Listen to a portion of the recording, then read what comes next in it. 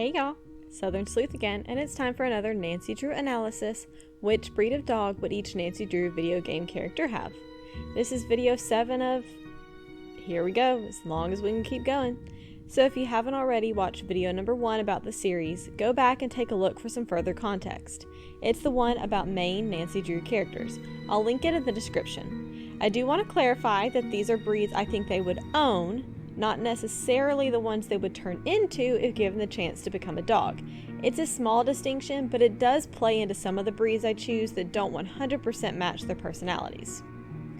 Once again, we are spinning the wheel to determine which Nancy Drew game we are analyzing next. This wheel really likes to stress me out waiting to see what we're going to be doing. Well, it looks like we're headed to San Francisco to the Golden Gardenia. Do you think breakfast is included at least? Please note that this video will contain minor spoilers due to the nature of these characters' roles.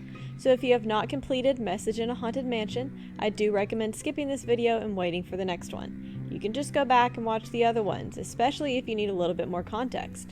Alright, leave this video in 3, 2, 1. Let's get sleuthing, y'all. So let's start with the owner of the house herself, or one of the owners, Rose Green. We know that Rose can be fairly trusting considering she hired Charlie Murphy after he randomly showed up one day. It is also safe to assume that she is fairly ambitious, thinking that she could take an entire bed and breakfast with just one partner and clearly really no renovation skills herself considering she accepted the way we fixed that dumb waiter, and could turn it into a real-life occupation. We also know she's very stubborn, considering she continued to look for ways to get the B&B open, despite all of the bad luck going around. We know she's fairly confident, based on the way she writes a letter to this unknown Hugh I don't know, and she's very proud of her Chinese room. And according to that same letter in Rose's desk, she possibly owns a cat. This made me lean towards a smaller dog overall. A Pekingese is the dog that I've chosen for Rose. They are good-natured like Rose, because why else would she allow Charlie to stay, but also opinionated and stubborn, because who else could manage to keep going with the Golden Gardenia acting more like the ghostly Gardenia? The breed is about the size of a cat, so if there is a cat running around, they could just become best friends, which, after I'm remembering this, I'm holding her personally responsible for cheating us out of what could have been a normal cat. And my final reason for choosing the Pekingese for Rose is her love of the Chinese room, and this breed originated in China, so it would work perfectly with the ornate room. They were originally bred for emperors and living in palaces, so I think that a gorgeous mansion turned bed and breakfast just might be up to this Pekingese's standards. Next up is Abby, the other owner of this home. Since there wasn't a breed of dog known for pretending to speak to long-lost lovers, I had to dig a little deep for this one. Abby is shifty and just a little unhinged. She's prone to mood swings, which makes sense, because I think we find out she's a drama coach at some point. She's very vocal, and will make sure you know what she wants and what she thinks. She also claims to be able to know things about people that they don't tell her. I'd go with calling that a woman's intuition, but she's also very charismatic and seems to have a very lively personality throughout the game when she's not asleep, so people may just tell her things. If nothing else, she is absolutely an entertainer. And what dog did the old Dogs game with a Z call an entertainer? If you haven't played that, it was like my childhood game. A pug! Pugs were known as entertainers. Pugs are known for enjoying getting lots of attention and for being a little outlandish. They also have eyes that, forgive me if you're a pug lover, are a little shifty. It's almost like they have eyes in the back of their head with how far around they seem to be able to view. Eyes in the back of the head would be very helpful for trying to trick those around you into believing things are not what they seem. Also, pugs snore. And guess who else snores? Abby! Loudly and obnoxiously. Sounds like a chip off the old block for sure. Pugs are also described as both charming and mischievous. If you've played the game all the way through, which I'm assuming you have or you ignored my spoiler warning, then you'll know both of these adjectives describe Abby fairly well. I feel bad for whoever ends up next to Abby's room though. The snoring is going to be next level. Charlie is our next worker we run into, depending on how you decide to walk through the game, and his voice just sounds ever so familiar. He's got it rough with having all these fingers pointed at him every single time something goes wrong.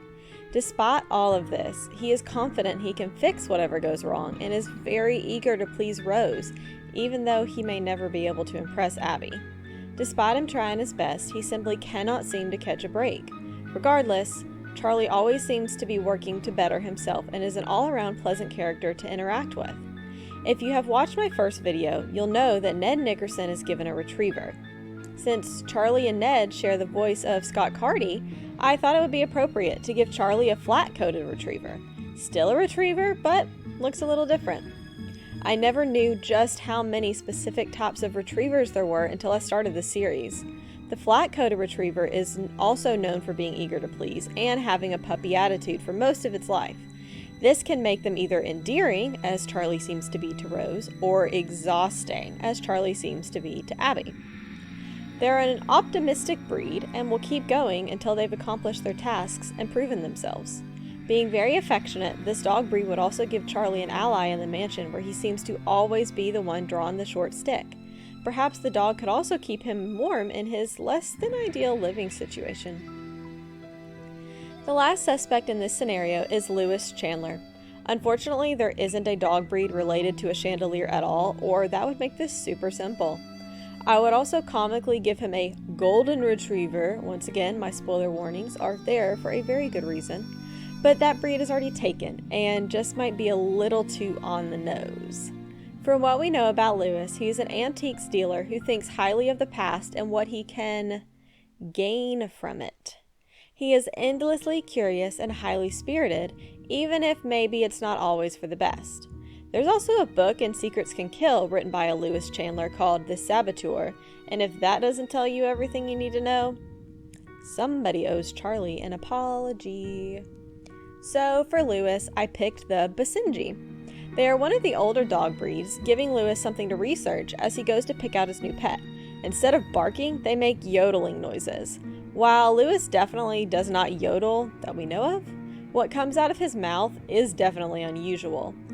Once I realized they yodeled, I almost wanted to give this dog to Shorty, but I didn't think the world could handle two yodelers at Shadow Ranch at the same time, so this worked out for the better. The Basenji can also be independent and aloof. With the way Lewis wishes we would leave him alone, I figure a dog who can spend time alone might be well suited. The Basenji, they also just don't want to give up on the task at hand. They're considered to be an intelligent breed, but sometimes their stubbornness makes them seem otherwise. If left alone, they can become very mischievous and highly destructive, which seems to be a running theme here if you've been paying attention in these videos. I think the moral of the story is never turn your back on any of these suspects. Once you can't find them, it never ends well. But that's what second chances are for, right? And wow, we've now made it through 7 of these videos. Feels like 7 might be a special number in the Nancy Drew community. Oh, there's Leela for everyone. Either way, thanks for sticking around through these with me. There are many more to come. If you enjoyed this video, consider liking it and giving me a follow. You can also find me on Instagram under the same name.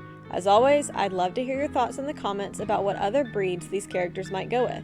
If you have another character you feel strongly about, put that in the comments as well or message me on Instagram. All suggestions that I use will get referenced in the description of each video. Thanks for sleuthing, y'all!